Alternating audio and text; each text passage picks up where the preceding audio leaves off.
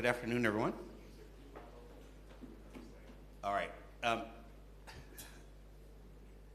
So I wanted to introduce, I was going to say partner in crime, but my co-convener, Cowley of CSIRO, or CSIRO as they say here. My name is Steve Diggs, and I am with the University of California, Office of the President. I come from a call and response tradition. So, good afternoon. Good afternoon. Thank you. Okay, here we go. Welcome to Decentralizing for Resilience Beyond Data Rescue. We want to do an acknowledgement of country, of course. We acknowledge and celebrate the first Australians on whose traditional lands we meet, and we pay respect to their elders past and present. Okay. Here's what we're going to attempt to do today. If you read the abstract for the session, I was in the middle of a fever dream, super ambitious, and I thought we'll just do it all in 90 minutes. And I had to come back to reality. So I'm going to give a background in roughly 15 minutes. We have lightning talks from a bunch of very, very qualified people whom I'm excited to hear from for about 30 minutes, and then we'll convene a panel. The charge of the panel will be to give us talking points and things to pursue in our breakout session. This is going to be focused on the people who are sitting out there to actually come up with ways and, of proceeding. The almost subtitle of this session is What's Next, or What's Our First Step? And then we'll do breakout sessions. If we have time at the end, I would love to hear from the people who were in the breakout sessions how they came to the conclusions that they have. Next slide. So this is part of a three-part discussion. This is only the first part. The first one's here at IDW in Brisbane. The next one that we've already been approved for is next February at Ocean Sciences in the UK. And then the sort of third part of the discussion will be next year in London at Plenary 27. So why are we here? I've been sitting in a lot of sessions all week, and I've heard, you know, sort of people alluding to things that are going on in the US. I'm 100% about what's going on in the US right now and asking our colleagues abroad for help, for insights, and to help us move into a better future. So this is a narrowly focused treatment of the world data system, and it's like, why do we even care about this, or what are we trying to measure? What data would be important to get into a global network? A lot of people think that when you talk about climate change or global warming, that you're mostly talking about the gas layer. You're really, really, really talking about water. Water takes up almost 94% of the heat. I haven't gotten even into how much carbon it takes up, but it also absorbs the vast majority of carbon, so measuring the ocean is extremely important. This is an overrepresentation of what the global ocean observing system looks like. The dots are too big, and it is sort of a synoptic look, at least 50, if not 70 years of data that's in Oceanops, our colleagues in France. But a significant part of the more recent measurements are coming from those little robots over there. Now, made in the USA is going to come to not mean what you think it's always meant. But these things, there's about 4,000 of them in the ocean. Next slide. Look at that, remote control. And this is basically how they work. I realize that everybody in here doesn't actually deal with the oceans. So these are very smart devices. They're just about 2 meters high. They can phone home with their data. They stay submerged at about the kilometer level. Then they sink down to 2 kilometers, and on their way up, they measure the ocean. And at the end of 10 days in the standard mission, they beam their things back to shore, and that's where the data come in. I am reminded by Danny to talk about the GTS at some point. GTS. Right. Okay, cool. So just in the US, when my colleague Candice and I set out to do a mind map, this is just a partial dependency map. A $20 million program that's based in the US has all of these effects. Now this mind map is twice this size and much too small to put up in a standard graph, but you get the idea. You take this out, a lot of other things fall apart, and a lot of other things fall apart globally. So, I'm going to say the thing that nobody has said. Since the last election, one of the largest knowledge-producing machines, arguably in human history, the United States has been systematically repurposed. And if you don't believe that, read the news. It has been systematically repurposed to produce weaker information and misinformation.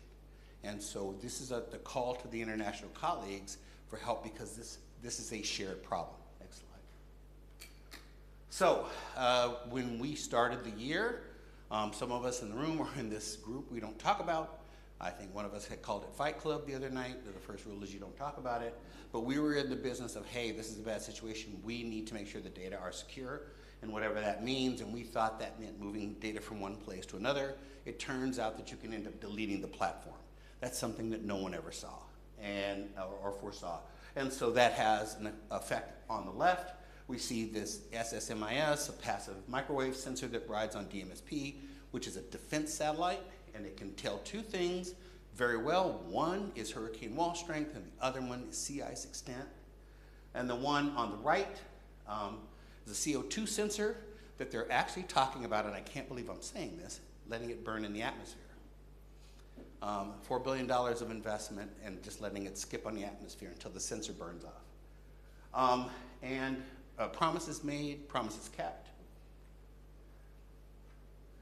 We've lost the SSMIS. As of the government shutdown, the ground station is no longer appending the new data. The satellite or the system itself is old enough that we have no idea whether or not it can buffer it and get back. What are we into, day 12? So that has actually happened. And we identified that, the group identified that as a risk over the summer, and unfortunately we were right. This is just ripped from the headlines. I just went to Nature and said, hey, how many of the last things in the last month? And it went off the screen. So these are just, 5, 6 of the things that give us any indication of what the current thinking around our national priorities are. Okay, this used to be good news, and now it's like, So this is just the Argo array. It's approaching 60%. And I will say this, it's not just funded by the United States, not just by Department of Commerce, not just by NOAA, but one division within NOAA, which is already being scrutinized for complete elimination. So, the house is on fire. It really is. And what we want to talk about for the balance of this session are ways to join together as a community enthusiastic about data and a bunch of data experts into what we can do collectively about it. I'm optimistic that we can. I've seen all of you, many of you I've known for decades, and I've seen some very, very impressive things that you all have done with very few. We're very used to having few resources. So that part we got down. Okay, so what you would think would happen, and I know that Amy's going to go into this more, is that you would copy data from one place to the other, right? If you thought your drive was going to fail, you would back it up, but remember, you have all the metadata in your head about your backup. If somebody else backs up your data, and this is an example of people who should know better. These are European colleagues who shall remain nameless and faceless. They tried to copy World Ocean Database. They got the database, but not the atlas. And they didn't know that they didn't get it. And yet they did the victory lap. We got it. So copying data, not so good. And copying is not preservation by a long shot. So what do we really want to do? What we want to do is we want to go to the end point and say the real objective is the researchers who need the data will always have access to it. That should be geographically independent, it should be format independent, but it needs to be in a usable form. What I did was over the summer is I went around not just my country, but actually around the world and talked to 70 different people who are involved in climate data. I turned those into a knowledge base, which is what you see behind it is some of the JSON representation. And I turned that into a knowledge base that I started asking questions.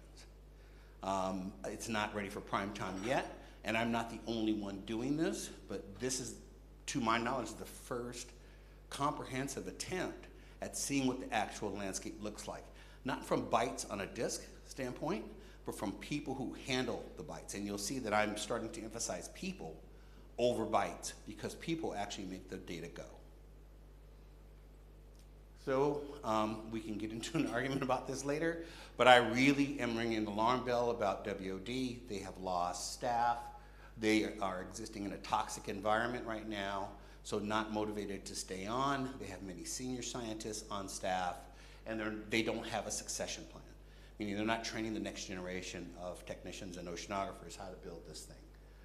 And this is one of the things that gives us ocean heat content. The climate people in the room know how important that is to predict just about everything. And if we lose that, this is one of the most important oceanographic products in the world that figures into climate.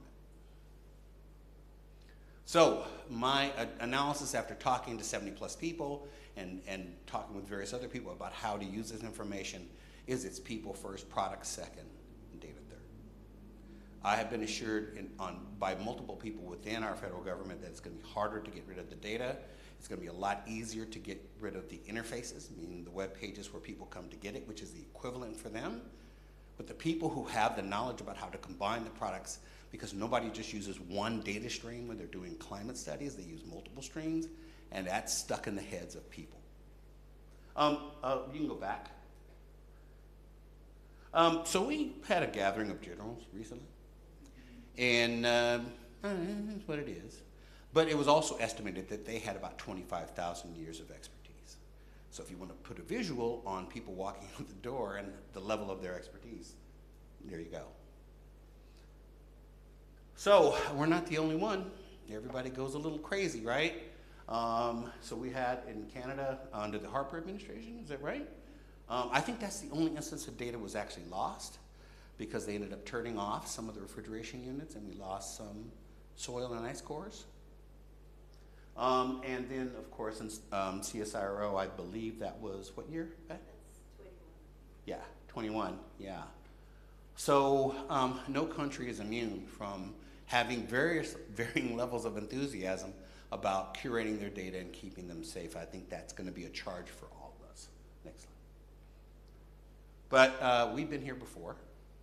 And the one thing that I've been convinced of is we have been on defense far too long. We react, and when there's erratic, changing national priorities, it's exhausting.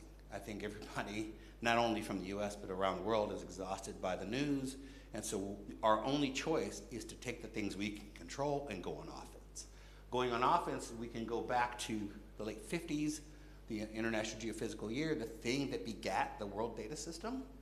People were already thinking about pulling these data together long before there was an internet. And then we have 3 organizations and initiatives that did significant work moving things forward, looking at metadata, how systems work together. We can use those things, and they're, shout out to GORC as well, because that's something we definitely want to look at in terms of getting data ready. This is where diversity matters. I'm going to say the D word too. So A-Gauge is a gas experiment that's been going on for about 20, 30 years. And when I went to their page after interviewing their PI, I said, hey, NASA's not updating your site. She's like, oh, we got it covered. We've already mirrored our site on 7 sites around the world. So all the A-Gauge people are continuing to get their data. Why can't we all do that? Why can't we all, on small projects to large projects, geographically diversify our data? So I wanted you to know this has a narrow focus. All week we've been talking about data systems in International Data Week. I love that. But in my home, where I'm comfortable with climate change data, in particular oceanographic data, where my expertise is, I see a specific problem, but that also gives me insights into what the solution might look like. The drivers are uncertainty, that the data access could be lost at any moment. Notice I didn't say data would be deleted. Off-the-shelf frameworks and technologies are what we want to use. In whatever state it's in now, let's go. The internet is still less than perfect, and we use it every day. People-focused and not technology-focused. That's a little overstated, but it's meant to get your attention, that we want to focus on having the right people involved. The technology and the data will come, and we want to minimize the time to solution. We want to have something up and running, at least as a pilot, in very short order. So since I have been asking people all week, what does success look like? I should put myself through the same ringer It looks like a lowest effort networking initiative.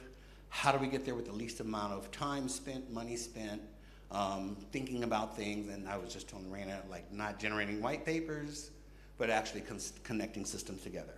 Identified and accepted inefficiencies. We know what we're getting into. We know that it's non-optimal. We do it anyway. Minimum viable mirroring, but mirroring nonetheless. We want to have, if it's just MD5 checksums and rsync, yes, go with it. For those who know what that is. 6 to 12 months to see a functional online presence. That's going to hold our feet to the fire.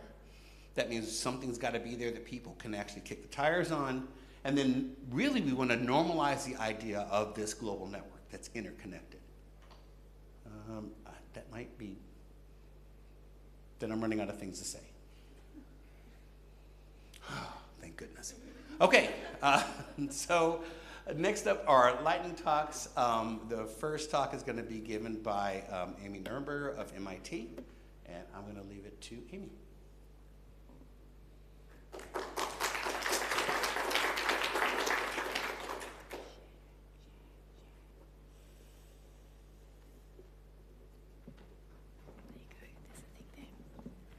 All right, thank you so much for that framing, Steve, and for kicking this conversation off. As Steve said, my name's Amy. I work at MIT in the libraries. I head up the Data Management Services program there. But I also participate in the Data Rescue Project, which you may or may not have heard. But as we have heard, rescue is insufficient. So I'd like to talk very briefly about some of the resilience lessons we've learned from this project. So just quickly, if you're not familiar with the Data Rescue Project, this is something that got kicked off on February 3rd of this year. And we moved quickly. We moved quickly to bring people together in the community around, oftentimes there are a lot of data management librarians. We're part of the community to start off with. We connected overseas with some different organizations and friends in Europe who are able to help us out. Since that point in time, we have rescued over 1,000 data sets, looking at 80 different government offices that we've covered. We've created a data discovery portal for those data sets. And so, we've brought together a lot of volunteers to do this work. And I think a lot of what has happened in that space is people who are interested in doing what they can from where they are. And oftentimes that is that minimal level of, we copied the data. We tried to get as much metadata as possible, right? And so also thinking about the Data Rescue Project as a way to connect those efforts so they're non-duplicative, but also carrying those beyond that simple step of rescue. So what does that look like? So like I said, the people who were leading in these areas come from organizations like IASSIST, the Research Data Access and Preservation Association, which is primarily US librarian flavored type things, Data Curation Network, with, again, overseas partners who have helped us out with some organization resources and also a fundraising platform. So important to have a place for people to put money that they want to give you for these types of efforts. What I wanted to draw out here was a late statement of our mission, where the Data Rescue Project serves as a lifeboat for at-risk US government data sets, with a dedicated steering committee, other community volunteers, working towards that continued and robust accessibility of these at-risk data sets. So I think there's something important there to understand, right? We are, as a group, really invested in the idea of continued and robust accessibility, but the metaphor we're using is serves as a lifeboat. I'd like to think about that for a minute, a lifeboat. Now, if you have a lifeboat, it's floating out there on the water, it's happy, it's full of the things that you want to save, but it is pretty much useless unless there are other systems out there who are going to locate that lifeboat, give that lifeboat a place to dock, rescue the things that are on that lifeboat. So being a lifeboat is useful, but insufficient, right? And so what I'd like to ask us to do together is think about what are those systems that make lifeboats useful? Where do those lifeboats go to? If you're talking about refugees on a lifeboat, to take the metaphor too far, what you need is a place for them to land. You need a place for them to land, set up environments so that they can operate successfully in that new place. And this is something that Steve touched on, right? When we're talking about how does that content find meaning, it's not just, they can land anywhere and good luck to them. because that doesn't end well for anyone, either the place that that it was landed or the things that landed there. The other thing I'd like to think about is that, so how do lifeboats themselves happen, right? There are systems, there are requirements for lifeboats to be on large cruise ships, for there to be lifeboats as part of these systems. And perhaps we're at a point where that's too far, but there was the example that Steve gave of the Engage people, who are essentially like, yeah, we mirrored stuff because that's what you should do. They already had their lifeboats in place. They already had places for those lifeboats to land. So thinking about that as an example of how it can work and how we go forward. So what are some of the lessons that we've learned? The importance of documentation, which I think can be extended to the importance of expertise. Not just the data, not just the storage space, but that contextual information, that experience that goes along with the data. Thinking about how coordination builds resilience, as Professor, I'm gonna get her name wrong, Juliet, starts with a G for the last name, that we heard about yesterday, said that data moves at the speed of trust, right? Building that resilience, building that community of trust in those places, thinking about civic stewardship, what that means across the world in a global context of civic stewardship, and then really thinking about rapid response. We're not the only community that has ever done rapid response. Emergency response services is a huge area of research. There are theories, philosophies, and actions that you take when you are responding to an emergency, and systems that you put in place so that you're ready to respond to those emergencies. So taking those in mind, there's a question that Steve wanted me to answer, but he's busy talking, so I don't remember what that question is. But I'll finish with this: community, global community. Thank you.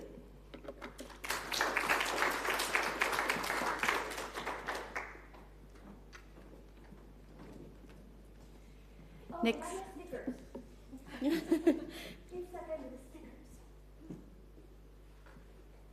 Okay, Catherine.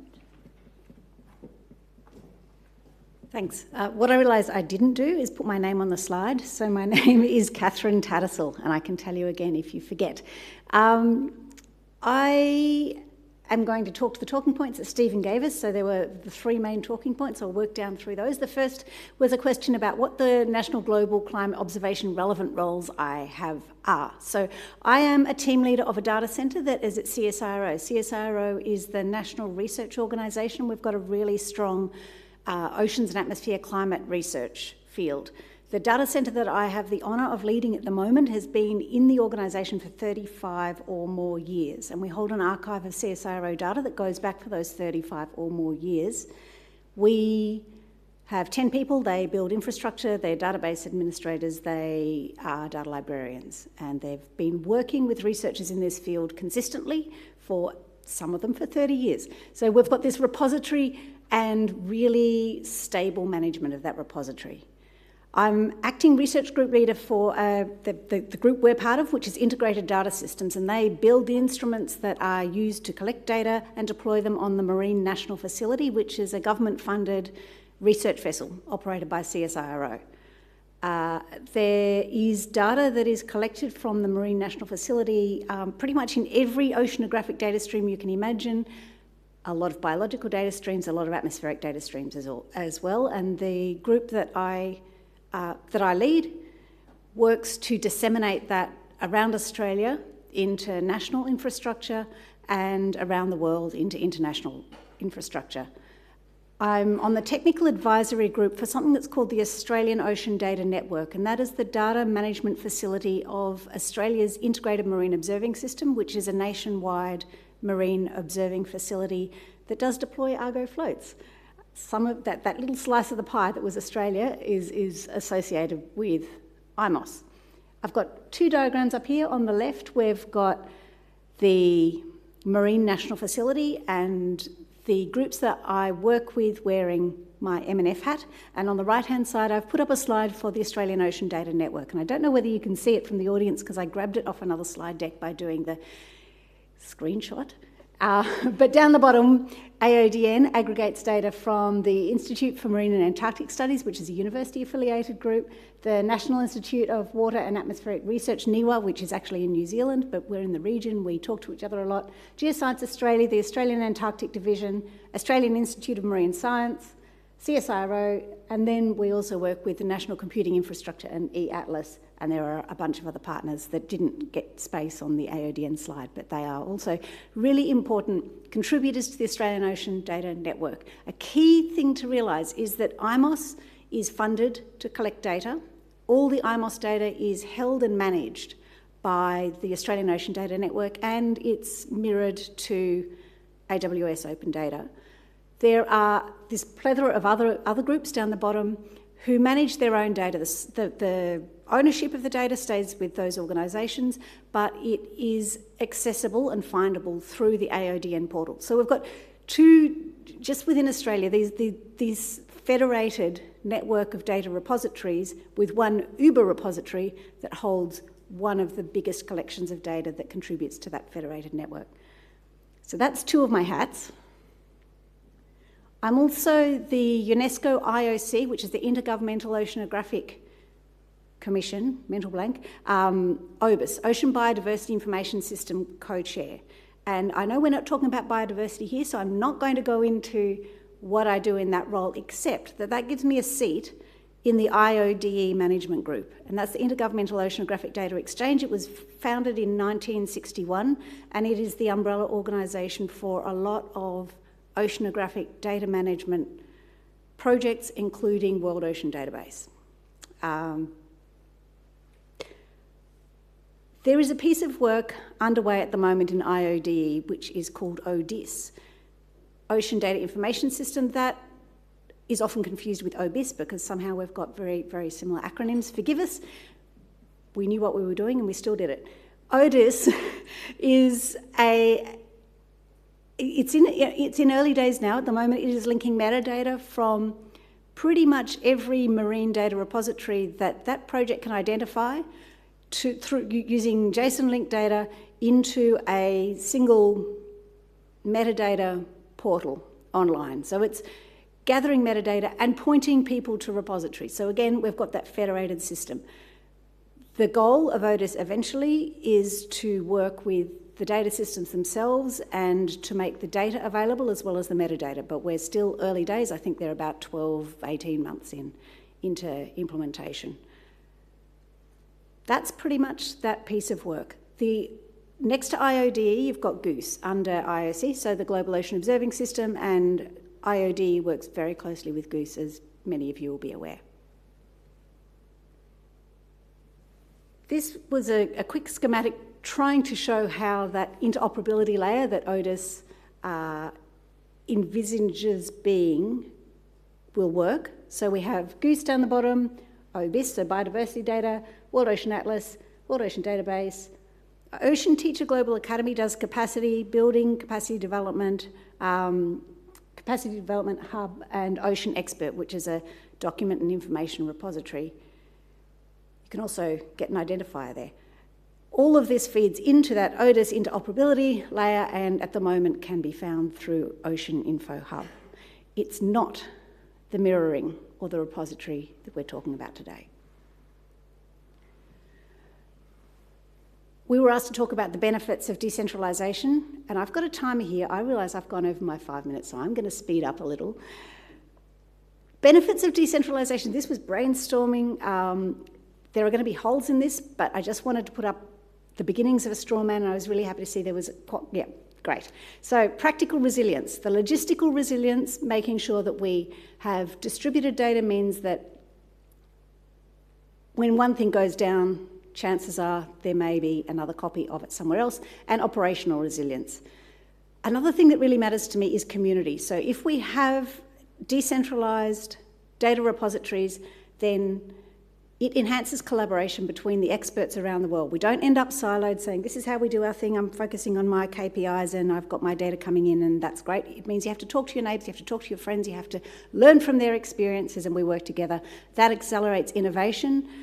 Before a crisis, in a time of calm, you can have all of that excitement and build the systems you need. During a crisis, you know each other already, you trust each other already, you understand each other's systems already, and that is vital. Community is strength, so we're strength. Strong agreement supported by a good community is a bulwark against the loss of nodes. And so when I talk about nodes, I'm talking about those federated systems. If my data repository is at risk, but I know someone else close by, maybe through a memorandum of understanding with my host organisation, then I can say, hey, can you take a copy of this? Or can you take this? Or can we hand over responsibility for this repository? So community is really important, can't be underestimated. Reduce cost and reduce responsibility for any one country or organisation or repository if we decentralise. I put down here, nodes are vulnerable, network systems are complex. Always think about keeping it as simple as possible. So yeah, Otis, not harvesting data. Up here, I put a case study which I'm going to paraphrase. Unless you've got binoculars, you're probably going to have trouble reading it. I de-identified the country and I de-identified the organisation that we're working with. It was all in there and I hope I did it properly. No, I didn't. I didn't de-identify the country. All right, United States. I could just see it. It's staring at me from the screen. I tried to do that. Anyway, a group in the United States has a data centre that hosts data that CSIRO is contributing to the collection of. Our researchers said, look, we're afraid that this is at risk. It was a realistic fear. Can you take a copy of this data? The data is managed and the access to the data is mediated by that data centre in the United States. I can say the name. I'll say in the other country, in that other country. And so we've reached an agreement with that data centre. It's an informal agreement, but it's quite formally stated, and the agreement will be implemented in quite a formal way, but it is an informal agreement that for risk mitigation, they'll transfer a copy of the data to CSIRO. We are going to store it as a backup. We're not going to give it to anyone. We're not going to even give it to our own researchers. If the data centre that we're talking about goes down for 2 or more weeks, then we're able to make it available to our internal research group who relies on that data to do their work. If that agency ceases data dissemination, for example, due to the closure of that facility, then we become the repository. We'll disseminate to internal or external users, and at the moment it's at our discretion. It is not a bad plan for something that we're doing right now before it disappears or before we get that 1 week, 2 weeks, 6 months, whatever it is, things are going to shut down. So the idea is that we'll make one copy now, one copy at the end of data collection, and they will keep that updated. We'll have an automated update, automated copy. It will always be current.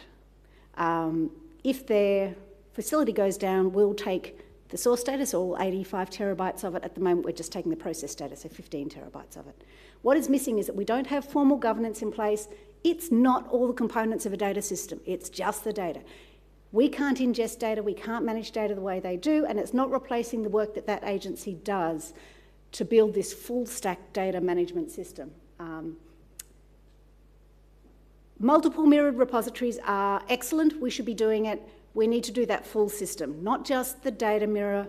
We need to replicate, well, I'd like to see us replicate, probably not in the next 6 months, that full stack. So the data builds should be self-describing. They need clear origin, lineage, and versioning in them at a minimum. System builds can now be done in a modular way. A lot of the stuff that we're building now in my team is containerized. You can build it, you can make it platform agnostic, you can minimize the dependencies. And if you can do it in a modular way, then that gives us that real flexibility into the future. It's not something we can do quickly. It's complicated. But if we start building our data systems in a way that means that they can be implemented in other organisations if they need to be, that gives us so much more flexibility in the future. Mirrors do need automated updates and snapshots, and governance of this process is essential. I put up a whole bunch of components and I'm not going to go into those.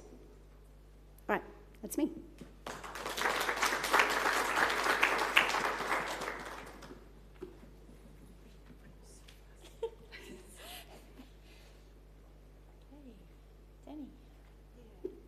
Thanks, Beck. All right, so the good news is there are a lot of people who said a lot of things already, and I'm going to be super high level and fast. Okay. I'm Dana Kincaid. I am director and PI of an oceanographic data repository called BecoDemo. Oh, let's do it this way first. BecoDemo sits at the Woods Hole Oceanographic Institution up in Cape Cod, Massachusetts.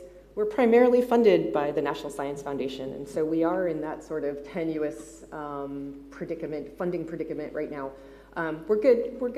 But looking forward, it's dicey, as Steve sort of laid out for us. Broadly, BICO-DEMO works with a slice of NSF, the ocean researchers in biology and chemistry and biogeochemistry. We work with them side by side, hand in hand, to crack open files, disciplinary curation all the way down to the file level. We QC with them. And in the process, we add the data to a catalog, we publish it out, that's available to the public. Most importantly, we end up building capacity and a more data-savvy research. So we handhold a lot. We do a lot of education in the process. Let's see if I can go back. So Steve already hit on this, and we're probably, most of you are already pretty indoctrinated into the why is this important kind of piece of this puzzle. But just to hit it home, really looking at the ocean perspective of climate, right? More than 50% of our oxygen, it absorbs 30% of our CO2, roughly, plays a vital role in driving the climate system, holds all the biodiversity of the oceans, provides nutrition for us, recreation opportunities. The ocean is a huge piece of this, and it's in trouble, right? So we all know rising temperatures, ocean acidification, killing off species. We've treated it like a garbage dump, right? Plastics and microplastics are in our food system. We've overfished over 30% of the world's global fishing stocks. So we're not really doing a good job here, but we need the data folks to make the data available. I thought this would be really helpful to provide context too. So this is a 2020 study in Nature by Amy Brad et al. It just shows you the explosion in ocean observations. And this bar graph kind of illustrates that since the 2000s, right, we've collected more data than 100 years before that point. And this is only a graph of in situ data. It doesn't include remotely sensed and experimental data. And the paper kind of alludes to the fact of, hey, this idea of stovepipe data is really hindering science. And they offer sort of some suggested solutions, right? In addition to stovepiping, people don't want to share, all of the normal stuff we hear, and not surprising. But they offer some solutions of, once you get past encouraging people to share, federated systems, they call it out as one of the top 3 solutions to this. Sustainable global management through that federated system is one of the key objectives of that. And I want to point out here too that in this explosion of data, right, is also an explosion of complexity as instrumentation becomes more advanced. We're collecting more data. It's not just sort of an absolute increase. The complexity is really growing, and so it's not just structured but unstructured data. And I just kind of want to drive home like the concept of omics in the ocean, which is now just taking off still in proteomics. A single spectra is over 1 terabyte of data. We're collecting high-resolution images everywhere now on the observing systems, and this is really sort of taxing the existing system, in addition to the fact of trying to figure out, to Amy's point, how we get lifeboats for all of this. And I will back up, because I will say, one of the things that we are facing right now, and our lifeboat, to Amy's point, was NCEI and the exact NOAA facility that Steve was talking about earlier. And we are pivoting our lifeboat right as we speak. So we're getting away from using NCEI and exploring other alternatives for our backup, because we are ephemeral, we are a project, we're 5-year funded. So that's one kind of key piece I can contribute to the conversation. So really quickly, why is decentralization and this idea of distributed but federated the way to go? And I just want to give you this kind of workflow, this typical workflow of oceanography, right? A cruise goes out, and a bunch of projects on that cruise, chief scientists kind of orchestrating it all, but the samples, the observations that get collected, get distributed almost immediately. It's just the nature of heterogeneous research that happens within oceanography. And genetic samples, whatever, physical samples may be collected, and those data, molecular data, go to a very specialized repository. The water samples, for example, we will get at BICO-DEMO. The water properties that are being collected underway as the ship steams through the water, that's going to go to yet a different repository. And then finally, physical samples, well, there are core repositories everywhere, and there's also physical sample metadata repositories. So everything gets distributed, but there's a reason for that. It's because all of these repositories, they have the domain expertise, they have the people in the know, it is the community. And I think that's important to retain here. So when we think about the benefits of decentralizing, I feel one of the benefits is that we are keeping all the expertise. We're not trying to make this amalgamated sort of general cloud over all of our research. And I think that's really important. You need to retain, as Steve said, first off, the people who know the research, know the data, and can really steward the data for the long haul. And so I didn't really pay attention to what Steve told me to talk about. So I also thought, like, well, what could a world data system for ocean and climate data look like? And we joked around about this at lunch. Beck and Steve and I were talking about this. And like, what I thought was, hey, for those of you in oceanography, does anybody know what the GTS is? Yeah, the Global Telecommunications System, right? It's always been up there since 1955, right? Even before I was born.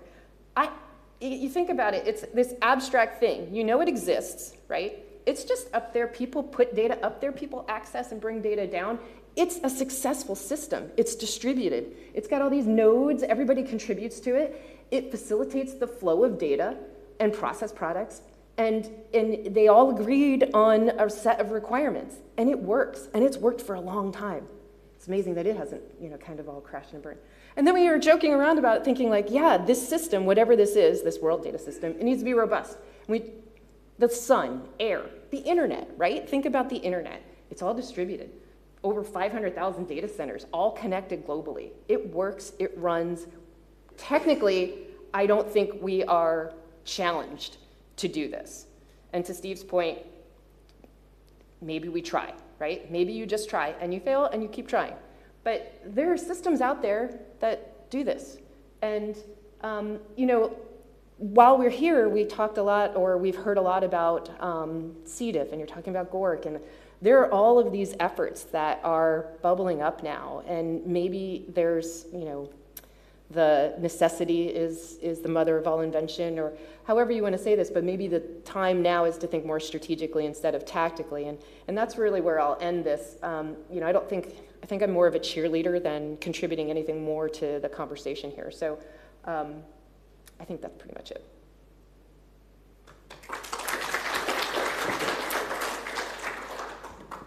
Thanks, Danny. And we want to, I don't know if this is on. So you get a break from all of the ocean talk. I'm going to bring Marcy. Marcy is the Director of Worldwide Education for Microsoft. And I think that both Hillary and I have been talking to Marcy about a tighter integration with and partnership with RDA. And so Marcy's going to talk about not only climate sustainability, but some of the offerings that Microsoft has. So, Marcy. Yeah, hi everybody. I'm Marcy Collinson, Director of Worldwide Academic Research at Microsoft. I'm here to tell you a little bit about our climate and sustainability stance. So I'm going to go through this pretty fast. I wanted to start by pointing you all to some resources since I only have a short amount of time to talk through all my points. So I want to make sure you know about our Microsoft Sustainability Hub, where we've aggregated all of our climate and sustainability resources, including solutions and services, use cases, so on and so forth. So if you're interested in learning more, I would advise you to go there. I also wanted to point you to our emissions impact dashboard, where each customer who uses either Azure or Copilot 365 or AI can estimate avoided emissions as well as scope 3 or indirect emissions, so you can understand the impact that your compute and cloud is having. We have pretty robust sustainability commitments at Microsoft. And I think that feeds into the conversation around decentralization. And I think right now in this geopolitical climate, we're seeing research funding being weaponized for political gain. I think that should be alarming to every industry, including commercial. And so that's why I think we need to step up and be part of this conversation and try to help solve for some of the problems that researchers are facing. Because when it hurts the community, it hurts the business, and we need to be looking at it from that perspective. We also produce an environmental sustainability report every year. We just put out our 2025 report a few months ago, so that has very current information if you're interested in that. I also wanted to let you know that we have new virtual machine and AI accelerator chips that are being developed with sustainable AI in mind in terms of reduced power consumption and cooling, and those are our Cobalt 100 and Maya 100 chips. Now talking a little bit more about high performance computing and then even into quantum capabilities, which takes an immense amount of energy consumption and cooling mechanisms. We at Microsoft have a goal to be carbon negative and water positive by 2030, and we're holding to that timeline. And so this is something very top of mind for us as we're moving into development around advanced computing capabilities.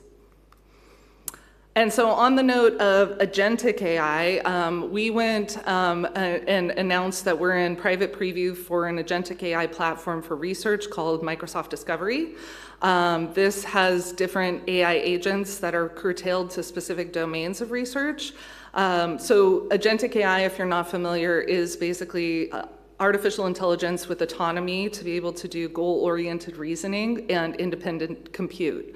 So I took a sustainability question just to give you an example of how this might function, and I said, I want to identify novel immersion coolants for data centers focusing on minimizing electricity consumption and that are not harmful to the environment. So the agent that I interface with acts as a proxy to then go through our database of all of the other agentic AI agents. And you can see here from that query, it pulled up a chemistry agent, a regulatory compliance agent, a core Python science tools agent, and then they all act autonomously to go as deep into that query as possible to produce a report with outcomes such as the latest advancements, key coolant properties, PFAS concerns, alternatives to PFAS, future trends, generative models for coolant design, so on and so forth. And so while this is in private preview, and we do have a very long list of customers signed up to partake, I did want to point you to something you can use today if you have a Copilot license. We did announce general availability of our researcher and analyst agents just earlier this year. These are reasoning agents that accommodate research scenarios.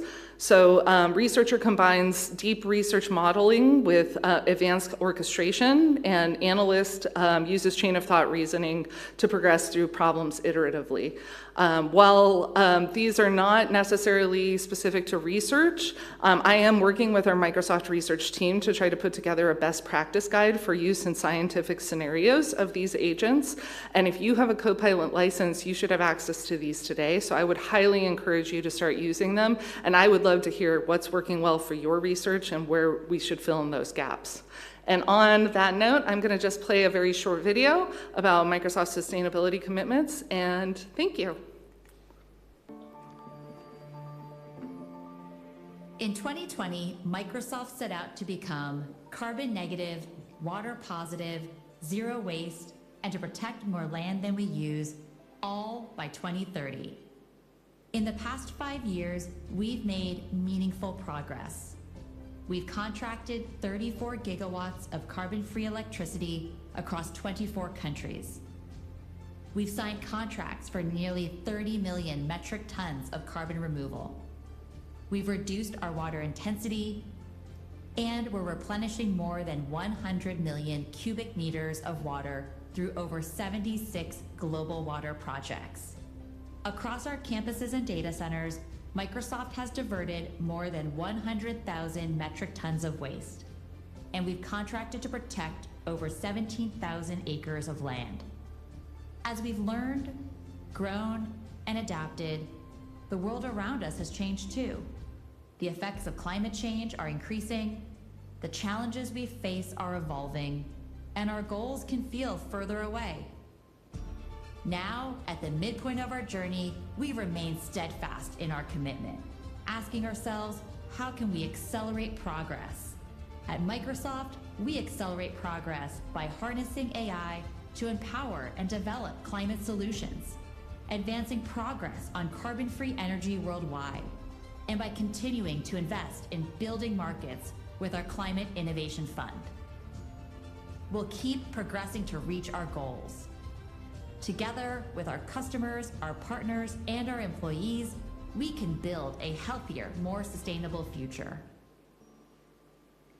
Thank you.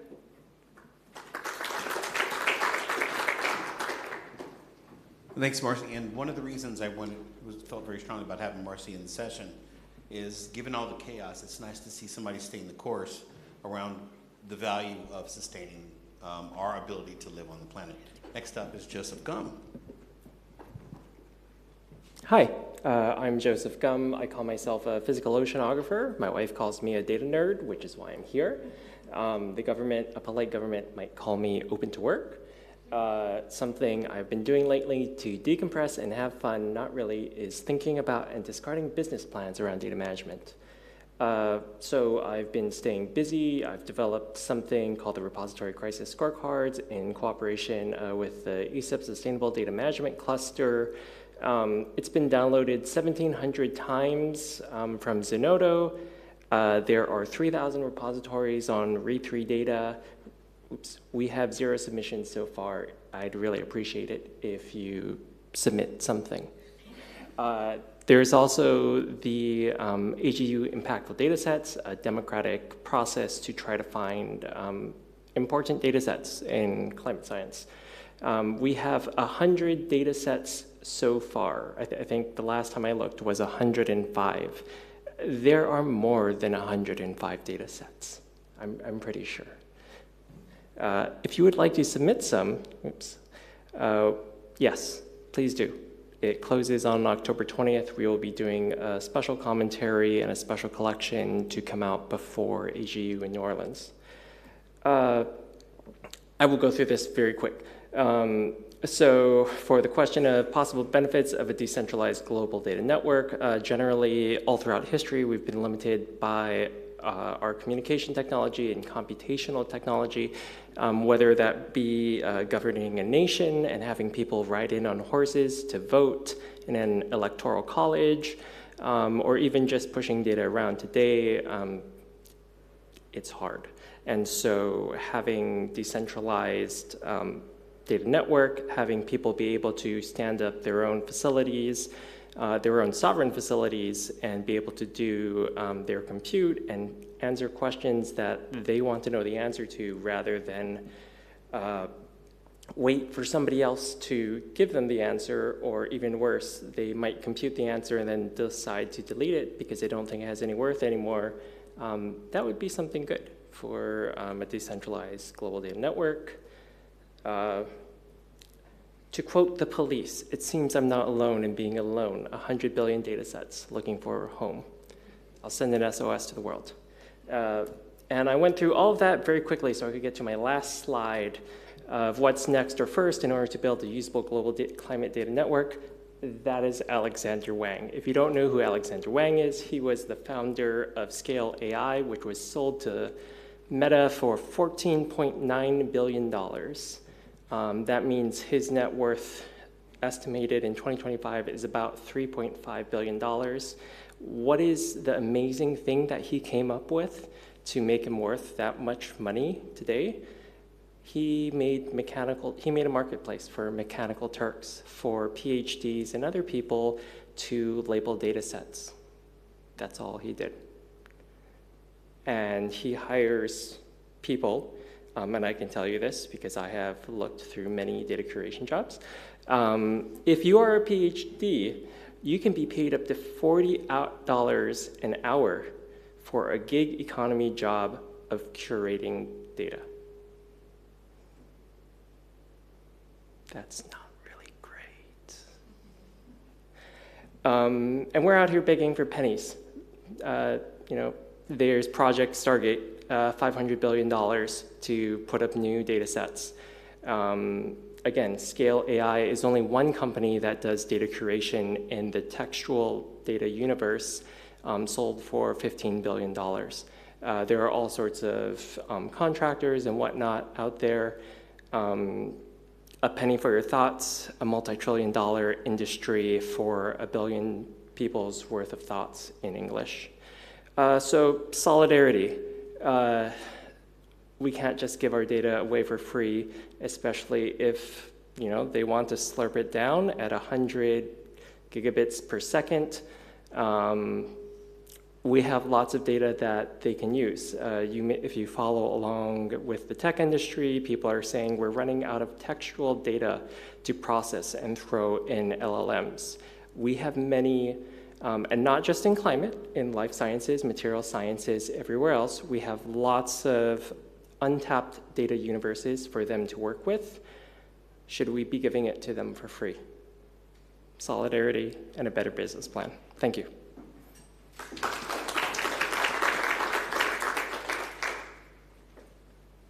Thanks, Joseph. And to land the plane on this lightning talk section is Rena with the World Data System.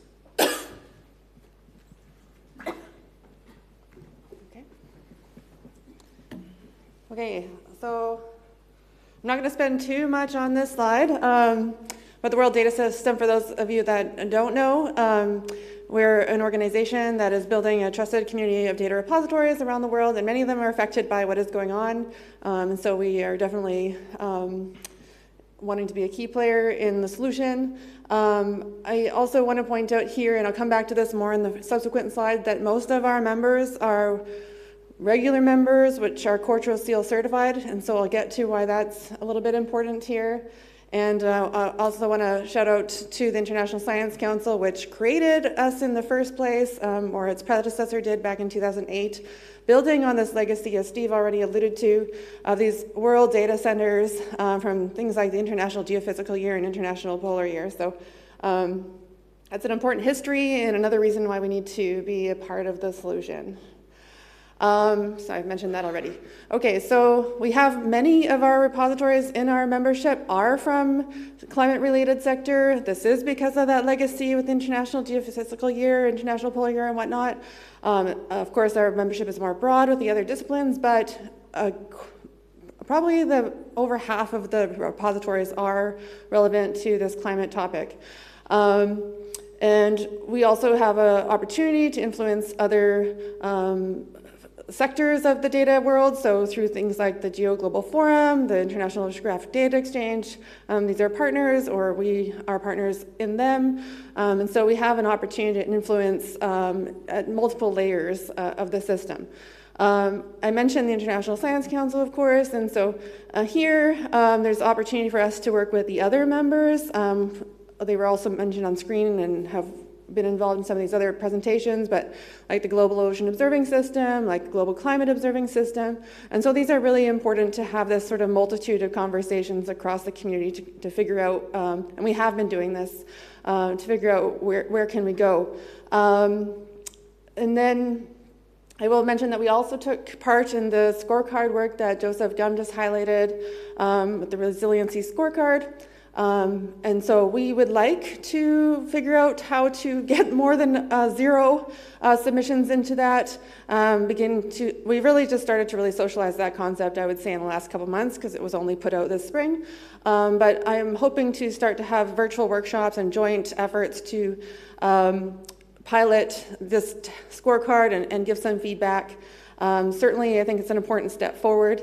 But it feeds into what I'm about to say next year. So if we look at the World Data System Memorandum of Understanding that all our members sign on to, we say that for any reason, if you're unable to continue your long-term commitment, then you should endeavor to find a mechanism to secure its data activities by transferring them to another WDS facility or other suitable host organization. And I'm going to say, kind of in line with what Steve was saying about white papers and whatnot, these are really just words, and I know that or a good portion of our members do not have that plan really in place. They might have sort of soft agreements, or well, they might have formal written agreements, but that doesn't mean that they have procedures. That doesn't mean they've looked at the technical feasibility of doing that. So it doesn't mean they're regularly reviewing that process. So there is a lot of work that needs to be happening to actually put that into practice. And if we look at that Core Seal certification, they are expected to demonstrate that continuity of service, and they do have to demonstrate a preservation plan. But again, those well-intended agreements will break down in crisis, whether it's the financial sustainability that is breaking down, whether there are logistical obstacles in the way because you lose those human capacity factors, you lose the people that actually know how to do that. And there's also technological barriers. Like we talk about interoperability, but these systems are not really all that interoperable in a lot of cases. So to actually do those migrations is a lot of work. And if you don't have those people, then you really cannot do it. So this is something that we're really convinced that we need to really look at. And it's not just a US problem. I know there's been a lot of focus on the US, but it is a global problem. And so we're looking to figure out how do we move that forward. We've started some scoping exercise and talking to some of these key players. There's certainly a lot more work to go, and really there's a lot more needed in terms of funds. And when I am saying that, it's not just funds at the, say, a national level or in a region, but also like funds that can be transferred internationally. So there's not a lot of sources of funding that can be distributed to different organizations in different countries. So that needs to be really opened up. When we were asked to say, well, what is the benefits of decentralization, I thought about more so what happens if we don't. So things like the traceability and the provenance of the data. So we have persistent identifiers, great. We have landing pages, but what happens when you just copy and you know, with the lifeboat situation, you don't have that traceability anymore of those landing pages. Data citations that you might have, if you had data citations, I know we have a shortage of data citations in journals, but imagine we have perfect data citation. All of that breaks down if you can't trace back to the original source of the data. Those landing pages are gone. And also there's concerns about the authoritative source. So you make a copy, well, maybe you manipulated it too before you put it back up. So there's that potential for mistrust in what is reconstructed. You're also impacting the services. So just because you can't access the data is one thing, but also you might be disrupting very important services like earthquake early monitoring, like various kinds of other alert systems that are very important, like for wildfires or for tsunamis. So all kinds of things are really dependent on these measurements in a real-time or near real-time basis. And we talked about the GTS. Well, it's a great system, but also you have to have the data that goes into the GTS. Succession planning. So I mentioned these technical problems, but also some of the data can be easily moved from one host to another. Sensitive data, indigenous data, and those that are maybe concerns around national sovereignty. And so we do need to have international solutions, but there are certain, certain conditions that need to be thought through. When we see what's happening now, it's worrying because we're going backwards, and we need to go forwards if we're going to address these problems like the Sustainable Development Goals, climate change, and all kinds of other things like biodiversity. So we need to tackle this. The level of mistrust is high, disinformation is definitely out there. So these are important problems we need to solve. So we don't necessarily, we have elements of the solution, little bits and pieces that we can look to, good examples, but this is certainly something that we need to solve. So I'm looking forward to the discussion and the breakouts. So thank you.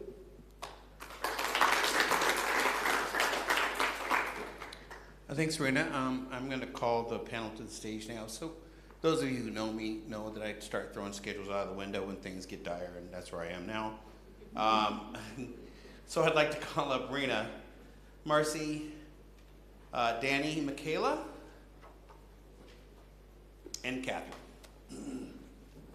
And hopefully you don't have to do musical chairs as a chair for everybody. See if we got that right. And just remind everybody who you are. I'm going to give the microphone to Catherine and work our way down to Michaela, and your name and your organization, and then we'll get started. Catherine Tattersall at CSIRO in Australia. Marcy Collinson, Director of Worldwide Academic Research at Microsoft. Danny Kincaid, Director of the Biological Chemical Oceanography Data Management Office. Raina Broadhurst, Associate Director of the World Data System International Technology Office. Michaela Miller, Data Officer for the Southern Ocean Observing System, located in Hobart, Tasmania. Don't worry, we're looking for another mic. So, just to get things started, I invite any of you who are in the audience, whether you're presented or not, to pose a question to the panel. We have all of this talent and knowledge, and I think we really do need to take advantage of it. So we're going to go over here. Make sure that for the online people that you state your name and affiliation before you start your question. Thank you. Thanks very much. Donald Hoban, the Australian Plant Phenomics Network. This is a question about the World Data System and Core Trust Seal. The continuity of service and preservation part's always been the most challenging. Do you have any idea for the non-US Core Trust Seal members, how many of them may only have plans that themselves depended on US-based repositories as backup? Oh, it's here.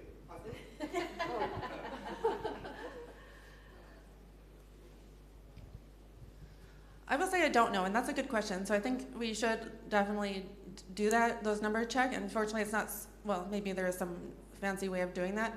So that is definitely a question I'll take back to try and look at.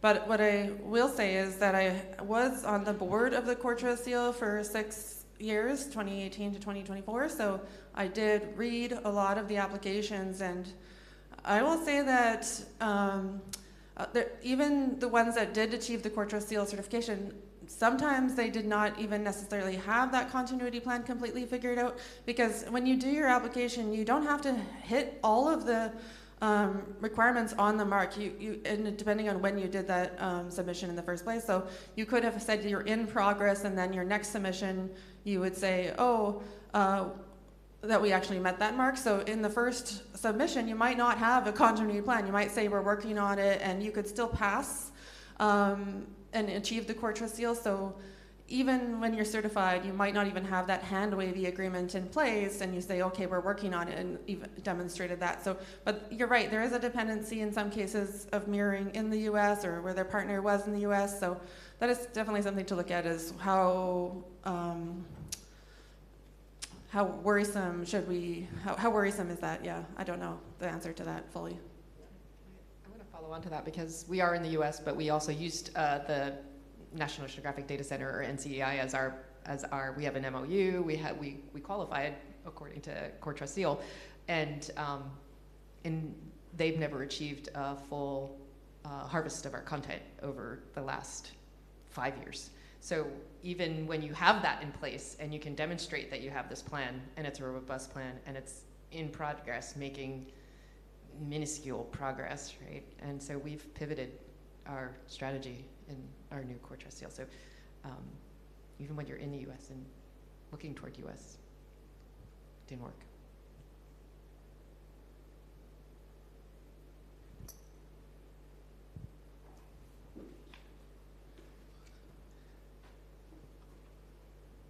Thank you. This is Anka Hianola from Finnish Meteorological Institute, and also the Research Infrastructure Actress.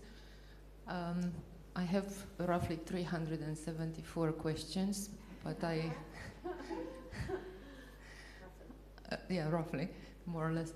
I will not ask them all. I have, well, a comment and maybe a question at a certain moment, but given the situation now in United States, you probably know already that in the first term of the Trump administration, I wanted to say something else, Trump administration, the situation was roughly similar, but not that bad. NASA, NOAA, etc., they contacted us, the research infrastructures in Europe, to host their data or to mirror their data, and we did whatever we could. Now it's worse, and I have to tell you this, we know that, and we do as much as we can, but you know, this means funding, this means work, etc., etc. So the signals that we get from the European Commission are very good. They would like to help. So check with your, counterparts in Europe.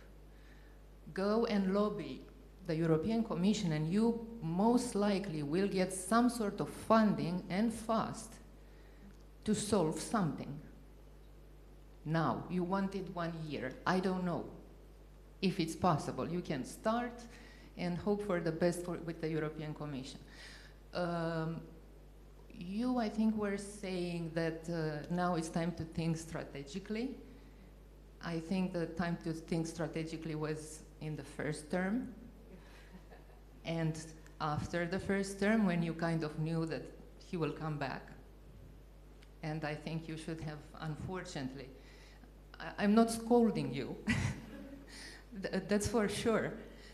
But I was kind of thinking that you had an idea that he might come back and things would be worse. So that happened. And also I wanted to ask Microsoft, can you do something to help? Because you have the capacity, you could have the will, and I think Bill Gates was one of the few who didn't bend the knee, and he could actually step up and step in to help. So go and go for the European Commission and lobby it, because they will help. So actually I didn't ask you anything, but I'm expecting I'm expecting an answer from Microsoft. So yeah, this is absolutely top of mind for us as well because it impacts our business. I don't know if you saw, but we very subtly announced that we're investing over $30 billion in new infrastructure in the UK the same day that Trump was visiting the King. I don't think that was by accident. We have a branch of Microsoft called Microsoft Research, where we do co-development with public sector entities on joint projects that we deem of value, either from a business perspective or because it fills an industry need or it fills a societal issue. I 100% agree with you. I wish I held all the purse strings. I would be doling out cash left and right, but I can only do so much in terms of lobbying on the inside. But I think if the community can come together and make a solid proposal around an idea or a concept that can lead to a business objective for Microsoft, I think there is room for negotiations and discussions about how can we step up in this moment of crisis and help to support some of these very important efforts that are going on that we're aware of, but that I agree we could be doing more. I'm also looking at, from an academic research perspective, how do we help alleviate some of these pain points for researchers with use of AI? Also, new offerings. I'm trying to put together a long-term data storage offering with shareability components that's attached to data management and sharing policies. So, you know, I'm trying to, I have the very difficult role of being a person who has to show a business objective on the sales side, and I'm not gonna sugarcoat that, that we are a business first, and so we're not a philanthropy, we can't just dole out cash. But I am a firm believer that if you have a strong proposal that shows business justification, there's always the opportunity to integrate philanthropies on the other side, and that those two things can pair together and it can be a win-win. And so this is where I'm leveraging and working with the community like RDA on projects with you know, researchers in mind, but I think we could be doing more around specific projects such as what Steve is proposing. But we need your help, your big PhD brains, to help us come up with what is the business justification so that we show why Microsoft should be investing in these types of things and should be standing up these types of things. And I think that there is room for negotiation, and I'm always willing to be that person on the inside trying to push those things forward. I can't guarantee the outcome, but we can only try, right?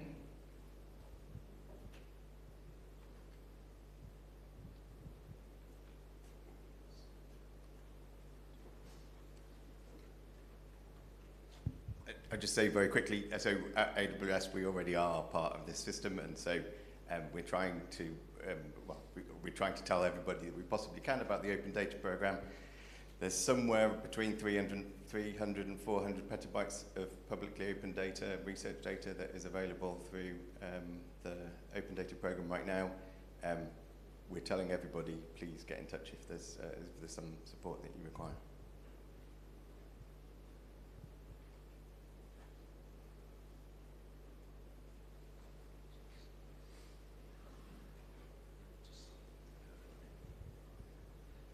Yeah, hi, I'm Wolfram Horstmann, Fitz-Karlsruhe Leibniz Institute for Information Infrastructure in Germany. So first, an observation. So I think these are all great initiatives, and hopefully, as mentioned before, they can serve as a pattern for other disciplinary approaches. So we really can do some coordinated effort on these things. It is striking that we talked a lot about federation, a little bit of mirroring, but actually that we don't have geo-redundant infrastructure in most of the cases. So there are very, very few examples. And of course, it's difficult also to differentiate between what I, for the sake of simplicity, call cold, warm, and hot data. But I think, and I like the pragmatic approach presented in the beginning, even having cold data and talking about preservation would be I think progress in many respects, because there are so many federations, but there's so little redundancy. And I'm getting a little bit worried about the complexity of the system. And now the recent events in the US have shown, the vulnerability of the system in a way. So it's really time for action. And I'm wondering what your opinion is. How could we coordinate, maybe also as a community, RDA, CODATA, and WDS, these efforts to also get a clear message across to policymakers and others to say, yeah, we're on that, and we're supporting global open science, and we're making sure that there is resilience. So maybe just an opinion that you have on that. One thing for Microsoft, I think what could be helpful is actually, because if you build infrastructure across continents, you have different IPR regimes, and Microsoft has addressed most of them on most continents, I think. So I think that might be something helpful. Not so sure about an own service, but rather, operational resources for compute and storage, I think would be something that could really be helpful. And connectivity, of course. There are a lot of open source approaches that, funnily enough, weren't mentioned. So it was data, Quartz Seal was mentioned, but in the library domain, there have been many distributed systems, logs systems, Chronopolis, and other long-term preservation approaches that are distributed in a fashion. So I think it would be interesting to look at them and maybe to run them on Microsoft Metal.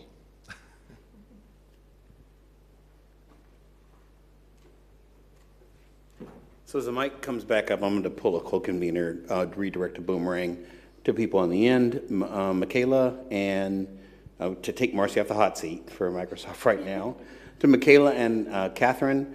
And Michaela can talk a bit about an example of cooperation through eModNet with SUSMAP. And if you don't mind going into that, that would be, I think that would be, for Wolfram's question, would be a good response. So.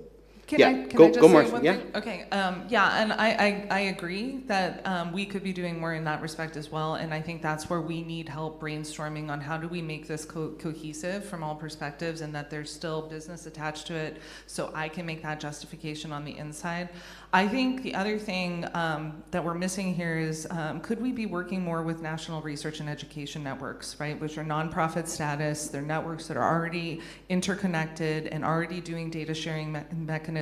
Could that be somewhere where commercial, we're already baked into some programs like OCRA, or Open Clouds for Research Environments, Internet to Cloud Connect, There's a network per, a general network per country, but there's also a regional network, one per state in the US and an NREN per country in EMEA. Why couldn't we be starting to build infrastructure around those networks that public sector already starts to leverage and that we already have commercial programs through? I think that could be a real avenue of exploration. So I would encourage the community to also think along those lines. I just want to add on to that. Maybe some, I think a lot of these distributed sort of small research infrastructures may not know of those. So how do you tap into the unknown unknowns? That would be great to know.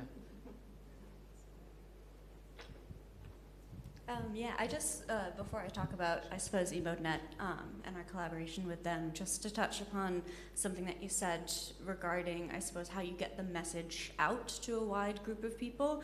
Something that we've done recently, actually, we had some meetings in Copenhagen, scientific steering committee meetings with the Southern Ocean Observing System and a bunch of people sitting in a room talking almost exactly about this of the current political climate in the US and what do we do and how do we show support as an international organization without necessarily making a political statement. And I believe it was Steve that actually mentioned that we should do an open letter of support.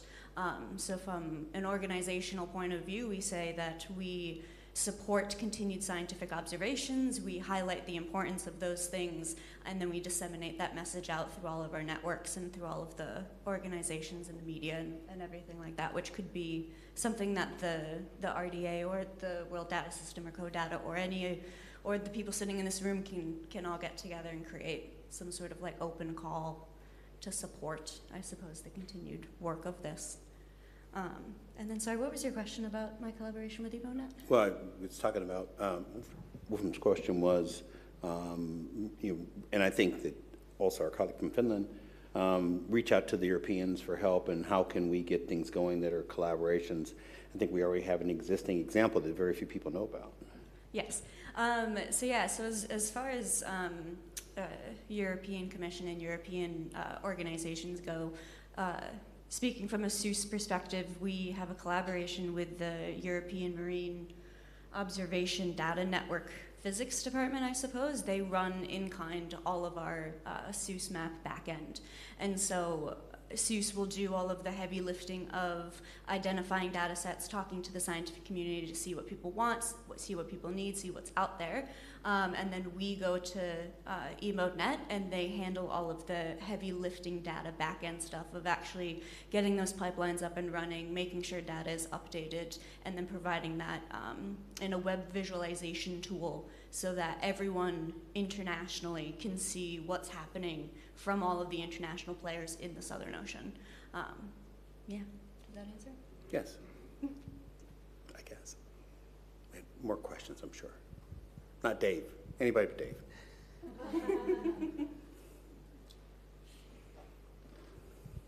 Hi, Dave Connell from the Australian Antarctic Data Centre. So obviously for those of us outside of the US looking in, it's been somewhat alarming. At first it was tempting to just say, oh, those silly Americans, look what they've done to themselves, but obviously it's having much further ramifications this time around. What do you think the potential is there for to be like real world consequences that can't just be blamed on someone else because of the loss of all this data and closure of organisations and layoffs and stuff, like with the Weather Service, for example? Is that a reality, do you think, sort of in the future?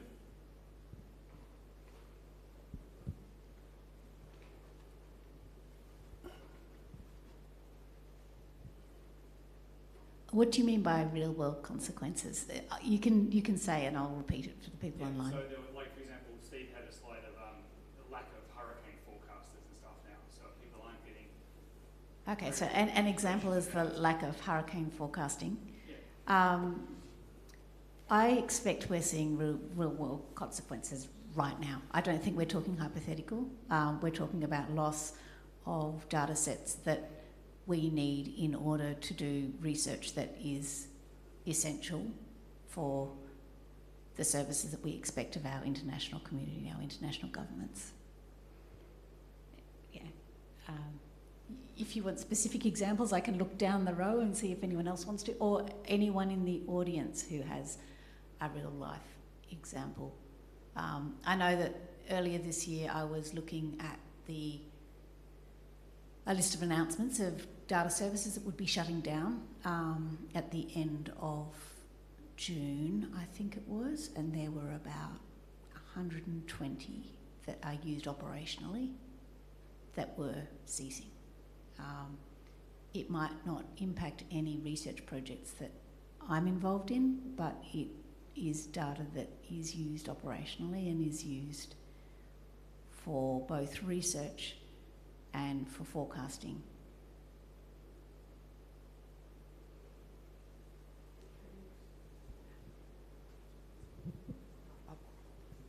The answer is yes. I mean, the short answer is yes. We have a president who says we don't need the weather service because we have the weather channel. You know, I mean, the answer is yes. Like, I don't know what else to you know, the real world implications I think are going to become evident very soon. I mean, we say I got my own. Right? All of this stuff is tongue in cheek, but the bottom line is yes. Yeah, I was just going to say, Dave, see, why didn't want Dave to ask questions? There's a proposed 53% cut to all scientific agencies across the board for 2026 budget. So we still have this thin veneer of normalcy right now where things are sort of working. But on the horizon, and what's largely expected is it's not 53% of every program that will be cut, but 53% of the programs will be eliminated entirely, which is the way things are done. And remember, this is sometimes a political cudgel, so, you know, anything goes. And I think that the two colleagues who responded earlier are exactly right. We're already seeing it. And what we don't see is there's this lag effect. So if you poison the water around federal workers, remember, federal workers, at least in the US, become federal workers because there's stability and your ability to have some degree of autonomy and work with very creative and smart people. And you take one of those away or threaten to take it away, and then you see the person. I was on a call earlier this year where a person got doged. The person came in the office, a 19-year-old said, "Pack your stuff, go." And they cried and they left. And that box was empty for the rest of the call. So when you do that, you don't have to keep doing it. The signal's already out there, and you know, I think I can speak for all the nerds in the room. We're not known for putting up a fight, and so we will go to the places where we can continue to support our families and to do interesting work. And I think that that's the evolution that's being forced upon us. Nobody liked the old system. I mean, with NSF having a 3% success rate, that was no one's ideal. But we wanted to have time to go slowly, and now we don't have that luxury anymore. And this is really about not having luxury. I want to follow on one thing that, just to double down on what Steve said, is that the layoffs, whether it's doged or whether it's strongly encouraging the early retirements or whatever, we're losing capacity that we will not gain. Even once he's gone, God forbid, third term, right? You know, but once he's gone, we don't gain the capacity back. That's it. I was just going to add on, you know, I think if anything, the pandemic illustrated that research should be a global endeavor. You know, viral agents don't stay within borders and boundaries. And so while, you know, the outside world can be looking at the US and you know, just kind of being like, that's amazing, it's happening there, it's happening everywhere. And, you know, I work with researchers across the globe who are doing intercontinental collaboration, and their funding streams are being, you know, affected as well in terms of those collaboration efforts. So it's you know, research has always been a global endeavor, whether or not funding came from one continent or the next. And I think that that's what should be really evident to us all, that this is a pressing issue that we need to be unified on, because it is going to take the research community coming together to come up with some real problem solving. And I think that's the strength that we have, is that we are some of the smartest people in the world who can do those big heavy lifts of really breaking down walls and barriers and coming up with solutions that work. We've proven that for decades, if not centuries. And so I think this is the moment to fight. You know, maybe we haven't fought before, but I think this is the time to really start getting creative and democratizing data, democratizing funding, so that it can't be used to weaponize research capabilities that we all rely on, such as healthcare solutions or sustainable and climate solutions. I just think, how can you not see it from that perspective? You know, and if we all work in the same direction with people at all different levels, whether it be academia or government or commercial, but if we come up with real solutions that actually meet a mark, that's where we're going to see some real differences being made in the broken system that we weren't happy with to begin with. Maybe it needs to break a little further before it can be fixed. I'm terrified about what will happen if it breaks further before we fix it, because breaking is far, far easier than fixing. Tim Boyer, World Ocean Database, was at one IOD management group meeting and not at the next. I haven't talked about OBIS, so the biodiversity group, where a bunch of nodes, there are 36 nodes around the world. Our US node manager is no longer employed by the federal government. He's now employed by OBIS directly, but the management is now passed on to someone who doesn't have the institutional knowledge. And I think we are seeing the same thing. It's, yeah, the generals are walking out the door, and we're not going to get that 25,000 years of experience back. I know there's a question over here, and I know you've been really patient, so if we have time for at least one more question before we break into discussion groups. Yeah, I'm going to say, first of all, I'm going to say the thanks to session's over, everybody yeah. for staying in place, because usually people just are beating down the door at the end of any session. I know that the people who are here are really dedicated to this. So if you can stick around for just a few more minutes, we're going to try to wrap with our very, very, very qualified panel. I feel so lucky to have them up here. And who had the final question? Over here against the wall, you've been so patient. Yeah. Just for reference, Steve, my question got lots of discussion going. So. I think Vanessa McBride from International Science Council. I just wanted to make 2 points. Happy to support if an open letter or something is going out. I mean, there's different ways of doing these things, so if we can coordinate, that could be helpful, so we can discuss. And then I also wanted, maybe it's related a bit to this concept of the networks that you've talked about, but if you've got these networks of data repositories and things, you know, these don't have to work as one unit, you know, it's also the connections between individual members or nodes of your network that could back each other up in a kind of a buddy system, right? I think we should end on that optimistic note. I'm going to ask the panel to stay in place, just so we don't trip over each other getting down the stairs. I want to thank you in the audience. I promised you a breakout session, so as I did in Botswana, since I went over time there too, if tonight you were at the social event and you want to do a breakout session, first round's on me. No matter what you're drinking, I want to have that conversation. I think the conversations are very important because still, even with AI and the internet, humans communicate faster. And when you get us all together in a room, there really is nothing stopping us. And the thing that I've held on to that is really kind of bringing me up in this moment is seeing all the ideas that are coming out in this session, the willingness of the people to work for it, and then the future where we'll have more conversations and build more together. Thanks again to the panel. Thanks to the speakers. Thanks to International Data Week and SciDataCon for approving our proposal and getting us in this room together. This is the first of many conversations. You can depend on me to my last breath to be a nuisance about this well, I've been a nuisance since the beginning, but now I have a purpose. And I will be here convening these conversations until we solve this problem. Until then, you guys take care of yourself. Thanks for coming to our session. Becca and I know I speak for Becca, we really, really do appreciate it. I'll be sticking around after the session. If you want to have an informal conversation, I'll buy you a cup of coffee because it's free. Right now, we're going to break for coffee. Thanks again.